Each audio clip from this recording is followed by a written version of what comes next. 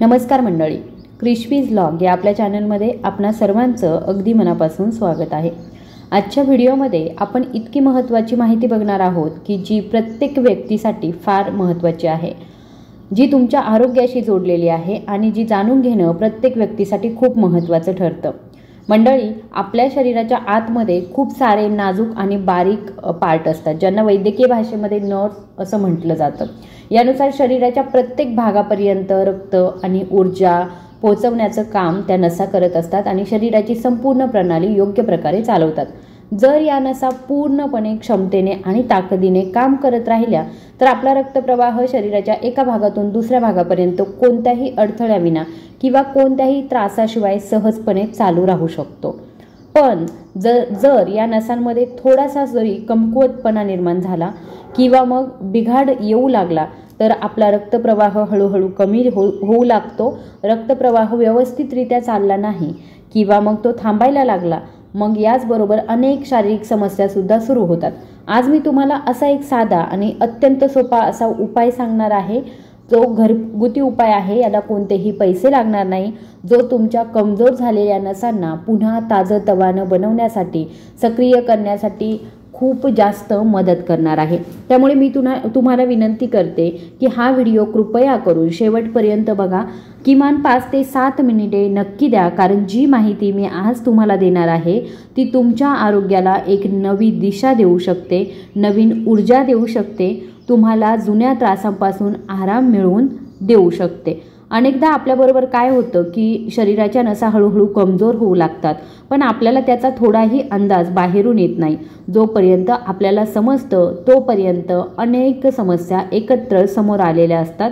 कुणाला नसांमध्ये वेदना जाणवतात, कुणाला जळजळ होते, तर कुणाला काय तर कुणाला काय, कुणाला मुंग्या येऊन त्रास होतो, अनेकदा हातपाय सुन्न पडतात। वैद्यकीय भाषेमध्ये या प्रकारच्या समस्येला नर्व पेन असं म्हटलं जातं।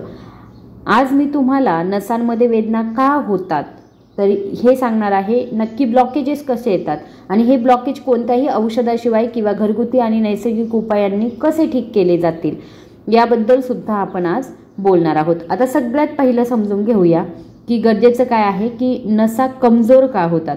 याचं पहिलं आणि सर्वात मोठं कारण म्हणजे मधुमेह।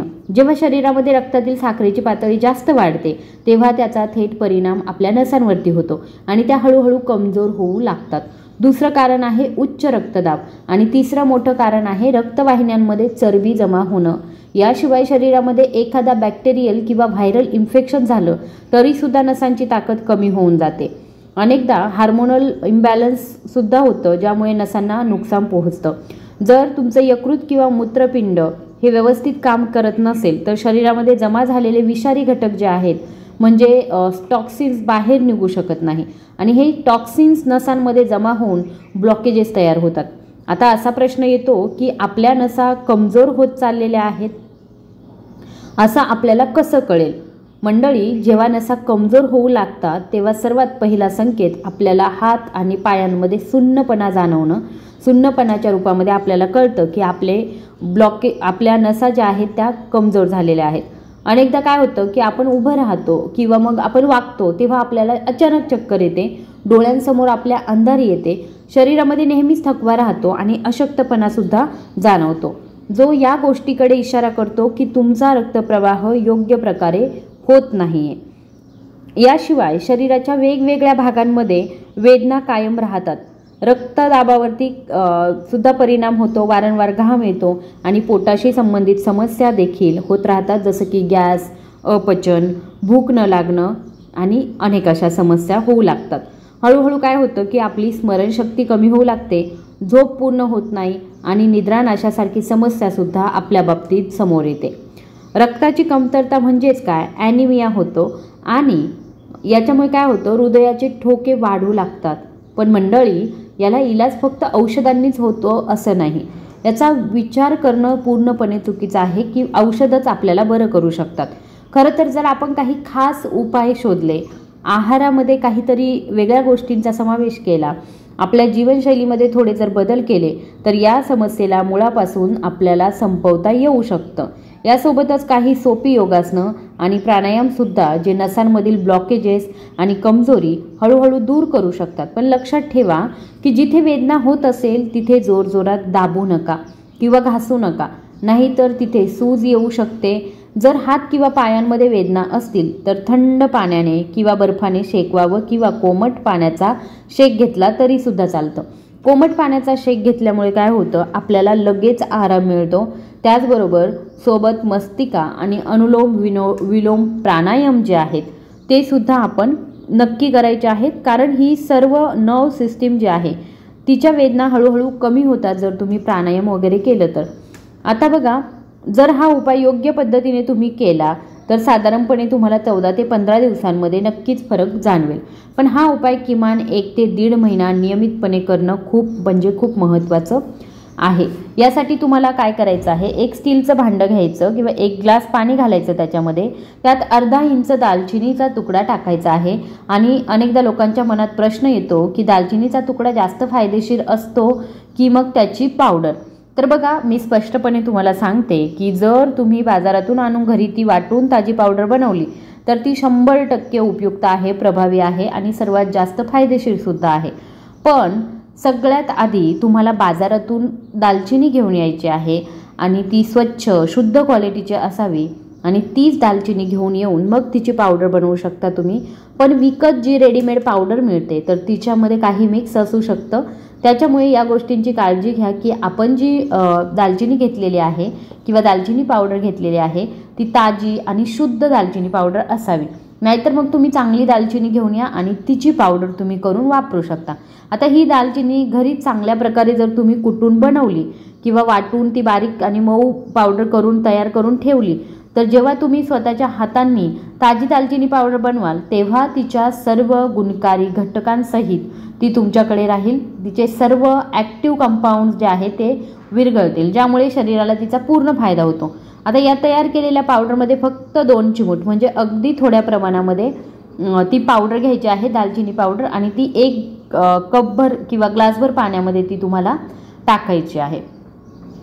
नंतर काय, आधीपासूनच स्टीलच्या भांड्यामध्ये गॅसवर जे उकळत आहे तर याच्यामध्ये गॅसची फ्लेम कमी करायची आहे, जेणेकरून हे पाणी हळूहळू उकळेल। त्याच्यामध्ये थोडंसं दालचिनी पावडर टाकायची आणि दुसरा पदार्थ जो आहे प्रत्येक घरातल्या स्वयंपाकघरामध्ये असतो आणि तो म्हणजे वेलदोडा, ज्याला अनेक जण काळी वेलची म्हणतात किंवा मग वेलदोडे म्हणतात। आता बघा काय करायचं आहे, जर तुमच्याकडे पाटा वरवंटा असेल किंवा खलबत्ता असेल तर त्याच्यामध्ये तुम्हाला ही वेलची जी आहे ती थोडीशी दाबून तोडायची आहे, जेणेकरून त्याचं साल वेगळं होईल आणि आतली वेलची जी दाणी जी आहे ती वेगळी होईल। मग हा वेलदोडा जो आहे त्याच उकळत्या पाण्यामध्ये टाकायचा। यानंतर तिसरा खूप महत्त्वाचा पदार्थ आहे तो म्हणजे लवंग। हो, फक्त 2 किंवा 3 लवंगा घ्यायच्या आहेत आणि त्यांना हलकंसं कुटून त्याच्यामध्ये पण तुम्हाला टाकायचं आहे। जेव्हा ही 3 पदार्थ दालचिनी, वेलची आणि लवंग एकत्र पाण्यामध्ये उकळू लागतील तेव्हा साधारण 1 ते 1.5 मिनिटातच त्यांना संपूर्ण गोष्टी आणि औषधी गुणधर्म पाण्यामध्ये उतरून जातात, त्याला नैसर्गिक शक्तिशाली बनवतात। त्यानंतर तुम्ही गॅस बंद करायचा आणि पाणी काही वेळ थंड होण्यासाठी ठेवून द्यायचं, जेणेकरून हळूहळू सामान्य तापमानावरती ते पाणी येईल। जेव्हा पाणी पूर्णपणे थंड होईल तेव्हा त्याला एका स्वच्छ कापड्याने किंवा बारीक गाळणीने तुम्हाला गाळून घ्यायचं आहे, म्हणजे सर्व गोष्टी तुम्ही ज्या टाकलेल्या आहेत त्यावरती गाळणीमध्ये शिल्लक राहतील आणि तुम्हाला फक्त पाणी जे आहे तर ते पाणी तुम्हाला मिळेल। आणि तुम्हाला साधारण अर्धा जेवढा गुळाचा एक छोटासा खडा जो आहे तो घ्यायचा, तो त्या गाळलेल्या पाण्यामध्ये टाकायचा, म्हणजे त्याचा हलका गोडवा जो आहे, गुळाचे गुणधर्म पाण्यामध्ये चांगल्या प्रकारे मिसळले जातील। पण जर तुम्हाला मधुमेह असेल किंवा रक्तातील साखर जास्त राहत असेल तर तुम्ही गूळ टाळू शकता। हो, जर तुम्हाला हलका गोड स्वाद आवडत असेल तर खूप कमी प्रमाणामध्ये तुम्ही गूळ टाकू शकता, त्याने काही नुकसान होणार नाहीये। तसं पाहिलं तर गूळ टाकल्यास या मिश्रणाची ताकद आणि त्याचा परिणाम जवळपास 4 पटींनी वाढत असतो, कारण गूळ स्वतः रक्तशुद्धीकरण करतो, शरीराला ऊर्जा देण्यासाठी मदत करत असतो। हे पिण्याचा कोणताही दुष्परिणाम नाही, तुम्ही हे उन्हाळ्यामध्ये किंवा हिवाळ्यामध्ये दोन्ही ऋतूंमध्ये आरामात पिऊ शकता। पण फक्त एक गोष्ट लक्षात ठेवा, तुम्ही हे प्याल तेव्हा त्याच्या साधारण 15 मिनिटानंतर एक छोटा चमचा तुम्हाला बडीशेप जरूर चावून खायची आहे। यामुळे या पेयाचे औषधी गुणधर्म जे आहेत ते वेगाने परिणाम करू लागतात, रक्तप्रवाह सुद्धा सुधारू लागतो।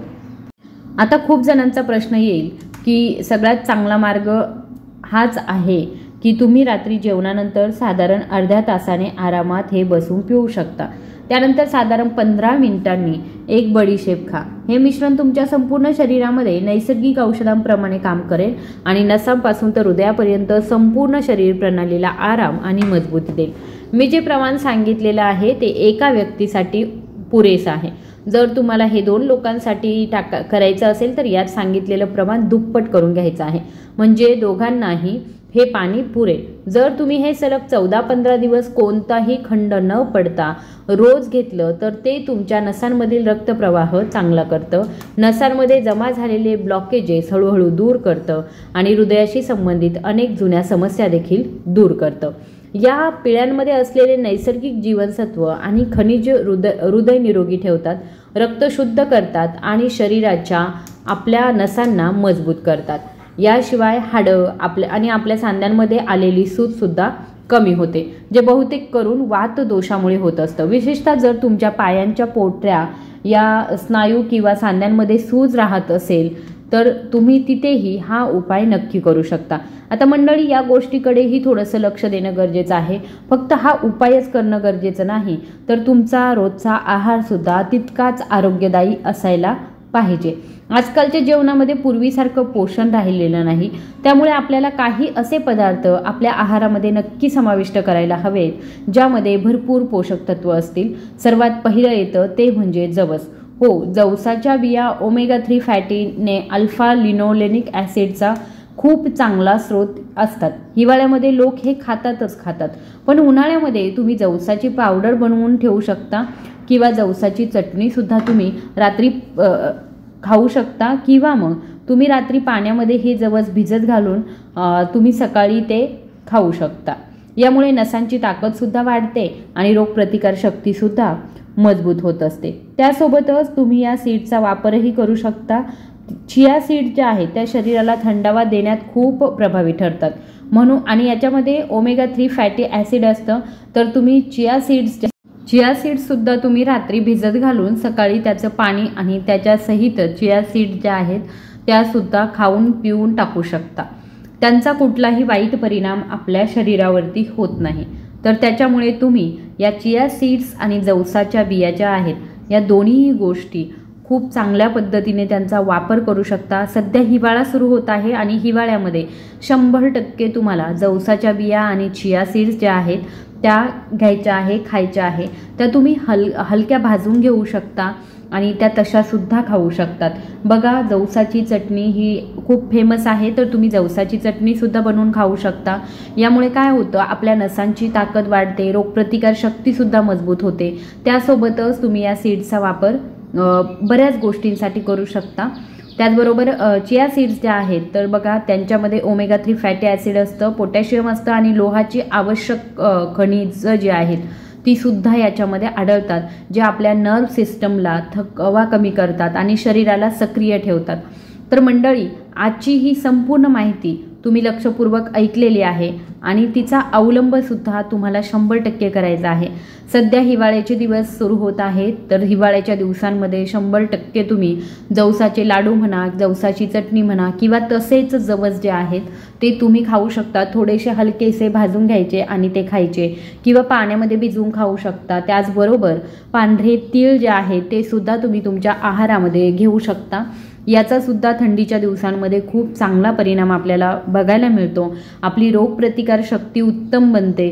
त्याचबरोबर आपले जे आजार आहे, भरपूर शरीरातले आजार जे आहेत ते थंडीच्या दिवसांमध्ये बाहेर येतात. हाडेदुखी असेल, सांधेदुखी असेल, कंबरदुखी असेल, असे आजार जे आहेत ते बऱ्याच जणांना काय होतं, हिवाळा सुरू झाला की या दुखण्यांचं जास्त प्रमाण होतं.